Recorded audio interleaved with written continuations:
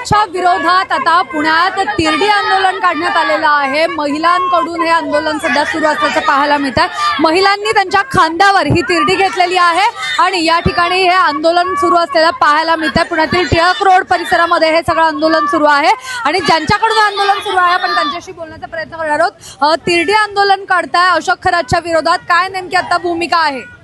त्यांच्या marketing officer Rupali Chakankar आणि खरात यांच्या विरुद्ध हे आंदोलन आहे।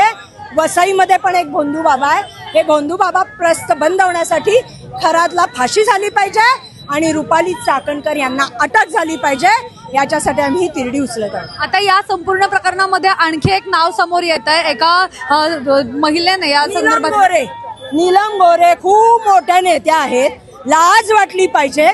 तुम्ही 3-3 तास आतमध्ये जाऊन पूजा करत होता, तुमचाच ड्रायव्हर सांगतोय की तुम्ही 3-3 तास आतमध्ये पूजा करत होता मंत्री पदासाठी। कुठेही गेला की तुम्ही पळत जायच्या बलात्कार झालाय म्हणून आणि चौकशी करायला लावायच्या। मग आता कुठं तोंड बंद का, तोंडात दही का? मेधा कुलकर्णी गप्प, नीलम गोरे गप्प, चित्रा वाघ गप्प का? म्हणजे तुम्ही उष्णजल पिऊन आलात का काय तिथे जाऊन? तिरडी आंदोलनाच्या माध्यमातून काय नेमकं तुम्हाला सांगायचं आहे, काय संदेश द्यायचा? आमचा संदेश हाच आहे देवा भाऊ आणि ताईंकडे, बहिणींकडे, यांना कडक कारवाई करा, म्हणजे याच्या पुढे महिला मुलींचं शोषण थांबलं पाहिजे, नाही तर पुढचा काळ आमच्या महिलांसाठी मुलींसाठी फार भयान असेल। कुठे फिरवणार आहे तुम्ही तिरडी? आम्ही इथनंच वळून पुन्हा तिकडे जाणार। तर आपण पाहिलं तर अशा पद्धतीची ही तिरडे आंदोलन जे आहे तर ते सुरू आहे। पुण्यातील टिळक रोडवर ही तिरडे आंदोलन काढण्यात आलेलं आहे। गुलाबो गँग असेल आणि आणखी काही संघटना आहेत तर यांच्याकडून या तिरडे आंदोलनाला इथे सुरुवात झालेली आपल्याला पाहायला मिळते। बऱ्याच महिला आहेत त्यांच्याकडून या तिरडे आंदोलन काढलं जातं आणि एक पत्र सुद्धा यांनी लिहिलेलं आहे। मुख्यमंत्री देवेंद्र फडणवीस यांना एक पत्र लिहिलेलं आहे।